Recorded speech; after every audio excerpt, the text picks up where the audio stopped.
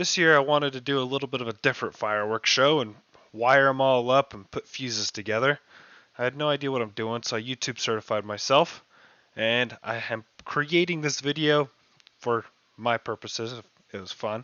And then also just to kind of infill some of the lessons learned and things that I found interesting along the way. Biggest thing, I took advice from everyone that did similar items: cut the bottoms paper and the top paper off. The top paper makes lots of ash. You cover with aluminum foil, but not having all that ash in the air is really nice. Cutting the bottom paper allows you to glue down your fireworks so you don't have to worry about anything tipping, which is awesome. Right, here's what we got. We got this red fuse, which is cannon fuse, moves at 38 seconds per foot. Then we got quick fuse, moves at 1 second per inch, so 12 seconds per foot. We're mixing the reds and the pinks for timing, taping them all together, and hopefully it works. We did a total of 3 boards with fireworks laid out on them. The first one was kind of a test round that I sent over to the Fireworks subreddit, asked for some constructive feedback. Didn't get a ton, but the ones I got were very helpful. Gave me a lot of really good advice that I'm sincerely appreciative of. The first board I didn't really know what I was doing, and I didn't have enough of the 12-second fuse, but I had a ton of that cannon fuse, the 38-second foot fuse. So I ran one long, I was on an 8-foot by 2-foot board.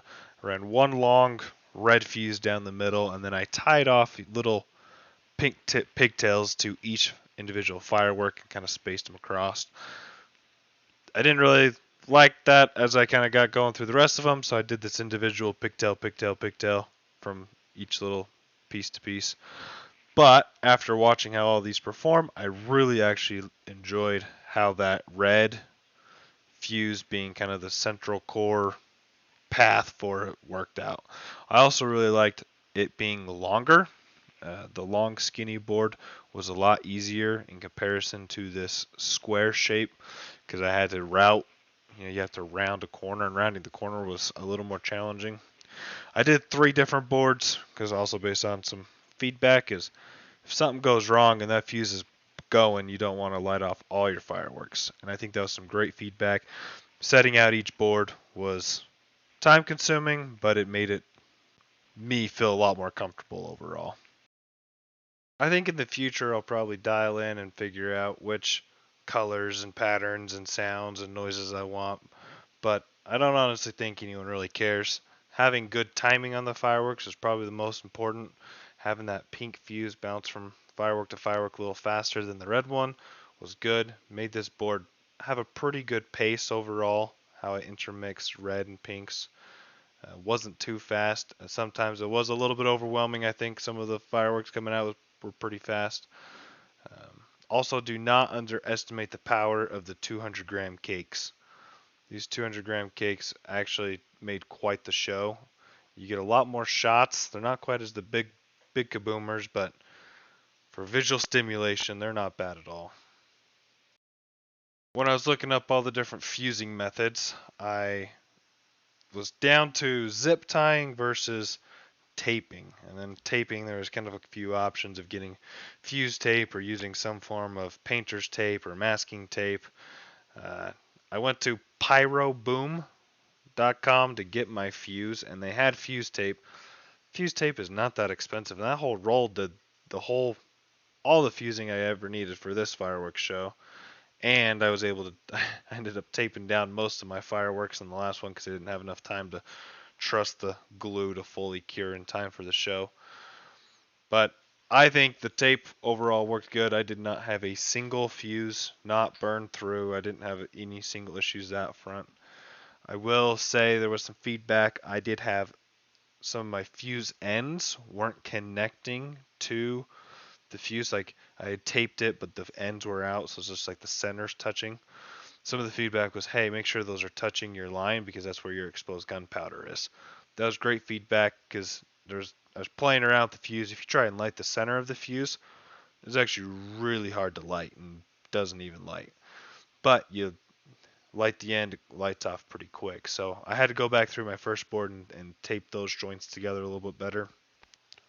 I also had some feedback to tape my fuse lines down just so they're covered so sparks don't fly down and hit it. Um, there were a few board. There's a board I had where I had fountain shooting off right above an exposed fuse. It did not hit the fuse at all. The fuse went off as perfect in timing sequencing, but I do feel that there is a high level of comfort in having these fuses taped down. Knowing that they're not going to go anywhere was comforting. And then one of the feedback suggestions I got was to cover these with aluminum foil. I was a little worried with the aluminum foil. Like, is the firework going to get stuck in there? Is it going to be able to break through? Ultimately, it goes through the aluminum foil just fine, and it's in fact better, I think, because it prevents anything from falling down inside. I did end up tacking each of these aluminum foils with a little bit of tape, mostly because when the wind blew, some of these kind of fell off in the process. So I ended up putting a little bit later a piece of duct tape on each one of those aluminum foils. As far as building the board, piece of plywood I don't think is quite strong enough, and I was shooting this off in the middle of the road, kind of had the crown for it. So I put a flat 2x4 so that it straddles the crown of the road, and the heightened spot of the road kind of supports the center of it. And then on this big board, this is my big grand finale board, I left the 2x4s long, which was nice because I could put my cinder blocks right on top of it. I just been paranoid about something moving around. So that worked out really well. On the other boards where my 2x4 was short, I just grabbed a clamp and a cinder block and I clamped the block to the board. When you cut the tops and bottoms, you just have a really sharp knife. You score around the edges and then it peels right off. Also, it's kind of fun to just check out the inside of whatever fireworks looks like.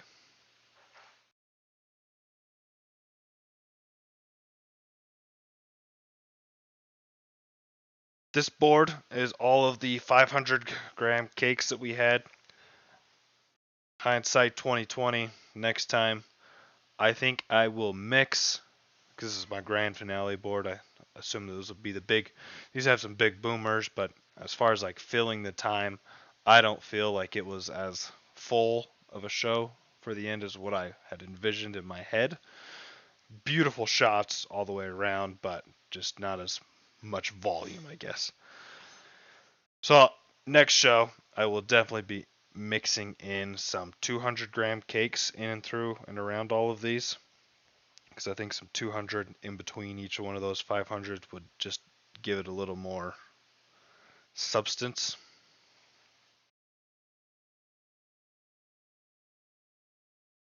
Also, my second regret is when I look at all the timing on these, I'm like, okay, these all shoot for a fairly long time, and it's a big finale.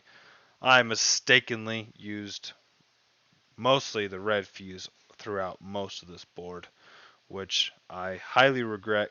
You'll see down. I edited out all the big pauses in between each of the fireworks. It would be faster. The fuse was faster than if I was out there hand lighting them, but ultimately it was way too slow for what I was trying to accomplish here.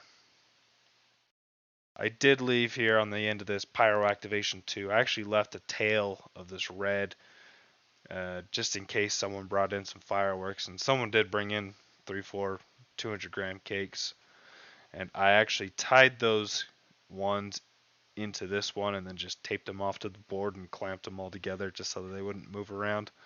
But there's 3 of them that I just did quickly. I mean, it was at the last second. I wired them up with a pink fuse, hooked them onto this red. So around the time that Pyro Activation 2 was finishing and the Bear Attack 500 grams was starting, the show was going pretty wild because there was a lot, which kind of made a pseudo grand finale because I had 3 more that were supposed to be my finale, but were pretty anticlimactic after this really awesome corner happened. And then you can't really see it because it's not shown very well, but at the very end of this board, I put in some of those Saturn missiles, the ones that just kind of go up in the air screaming, just so that I could know when the board was done. And that was a last second modification because while we were watching the first 3 boards, There's moments and times I'm like, all right, that's probably it, and I start walking up there, and all of a sudden I'm like, oh, it's not, it's not done. Running back, get out of the way. So I put the little Saturn missiles on there just to try and get it to give me a sign that's a finish line. Like I said, I taped down all these cakes on this board just to make sure there's nothing moving on them. I used that fuse tape. Fuse tape's really sticky, so it worked out nice. One thing I probably won't do again, in a few of the spots I actually taped the fuse to the side of the cake. I don't recommend that. I think it caused a few too many fires there. But yeah, this is it. Getting ready for the show. I did edit out all the spaces, so it wasn't quite as cool as what this is about to show, but here it is.